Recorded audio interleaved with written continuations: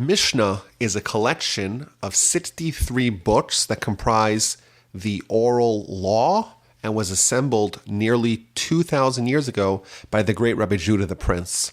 One of those books is the subject of this podcast. The name of that book is Pirkei Avos, the Chapters of the Fathers. This book talks about matters of ethics, matters of philosophy, how to become a good person, how to become a great person. And it's remarkable that a book so ancient can still be so relevant today. And just a little introduction to what this book is about. The Talmud tells us in the book of Baba Kama that someone who wants to be pious, they should study the book of Pirkei Avos, of Chapters of the Fathers.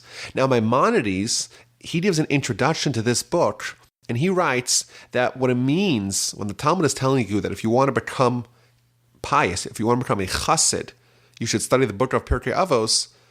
In actuality, this is the avenue towards becoming a prophet, because in Talmudic parlance, the term chassid, the term pious, that refers to someone who's capable of communication with God. So essentially, there's a 2,000-year-old book of ethics that is still relevant today. Moreover, our sages tell us if we actually integrate these ideals into our behavior, we're on our way of becoming a much more spiritual person, even being capable, if we really do this to the nth degree, of prophecy. This book is comprised of 6 chapters, and the format for most of the book is it introduces an individual, one of the great sages of Jewish history, and it will quote from them a teaching, generally a teaching broken down to 3 statements. And what we're going to try to do is to try to study these teachings and try to draw out the core lesson in a way that makes it relevant and meaningful and powerful and useful to enhance our character and our behavior and our life today. Now, it's important. These principles of Pirkei Avos, each one of them is universally accepted.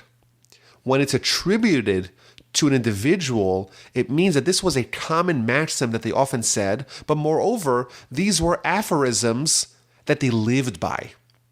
And therefore, we're also going to learn about the personalities of these great sages who taught these eternal lessons. And the hope is that we can adopt these ideas for ourselves and use them to guide our spiritual life and our spiritual growth. My great-grandfather, Rabbi Abraham Grodzinski, was one of the luminaries of the pre-war European Jewry.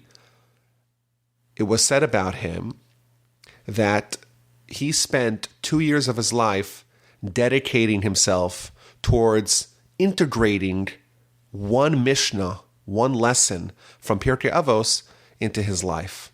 The lesson reads, Havei mekabel et kol adam b'sever panim yafot. You should greet every individual with a pleasant countenance, with a pleasant visage. My great-grandfather spent 2 years of his life trying to integrate that characteristic into his behavior. And even in the depths of despair, in the ghetto, in the Kovna ghetto, when people were being murdered in cold blood, and obviously it's a terrible situation to be there, despite all those tragedies, he was able to maintain his pleasant countenance, even under such adverse circumstances. But this, I think, demonstrates that each one of these lessons on their own is worthy of significant investment. Of course, the nature of our efforts is that we're going to try to see it all. And therefore, maybe we really should study only one Mishnah and spend 2 years doing it. Maybe. But we're going to try to go through it Mishnah by Mishnah, lesson by lesson, and we're going to add a little bit of character to it by giving a little short blurb about each one of the teachers of the Mishnah, who they were, maybe a little highlights of their life, as told to us by our sages. But the truth is, there's been thousands of books written on Pirkei Avos. It could be understood in many, many layers. What we're going to try to do is to try to make it as relevant, to draw out the lessons and make them as relevant to our lives, both our spiritual lives and our material lives. So I hope you enjoy. I hope you subscribe and you share this podcast.